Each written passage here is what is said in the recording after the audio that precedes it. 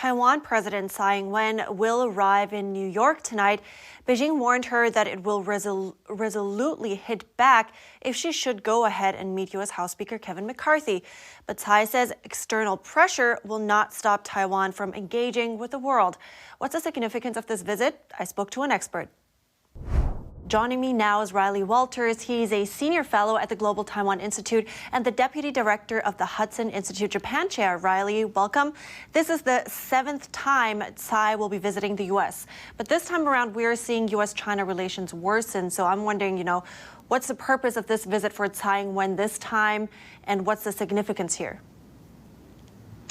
Well, I think her trip this time definitely has a lot of significance. This could potentially be her last visit to the United States as the president of Taiwan.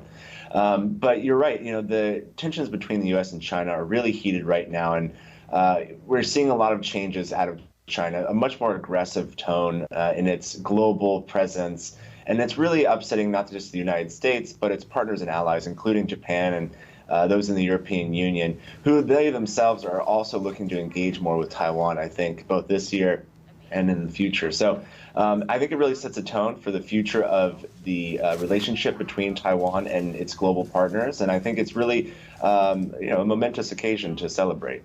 But what about, from a U.S. point of view, why is protecting Taiwan or forming this relationship of importance to the U.S.? Well, the United States has had a long, I think, fruitful relationship with Taiwan.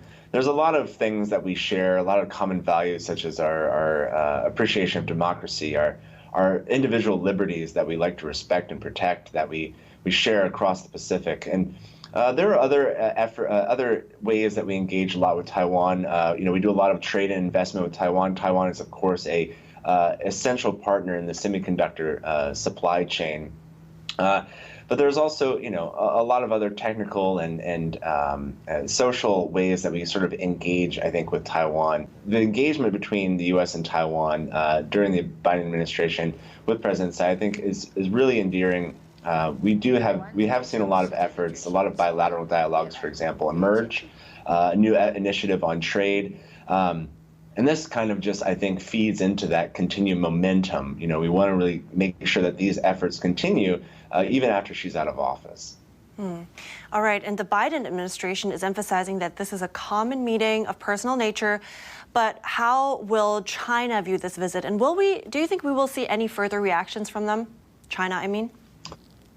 I would not be surprised to see reaction out of China. When Nancy Pelosi visited Taiwan, there was a lot of reaction. And, I've been looking at the numbers of PLA, for example, flights and vessels within the Taiwan Strait. And it's been relatively quiet this week. But, of course, the president just left out of Taiwan. So, I would expect to see a lot more, for example, military activity. That tends to be China's #1 use of signaling is to fly aircraft, ship vessels, and occasionally launch missiles. I don't necessarily think it's appropriate, and I don't think those efforts ever necessarily work. But that tends to be the way that they operate. Is that they're pretty quick to show their disapproval through military action. Okay, and let's keep an eye on that and keep us updated. Thanks, Riley Walters. I appreciate it. Thank you.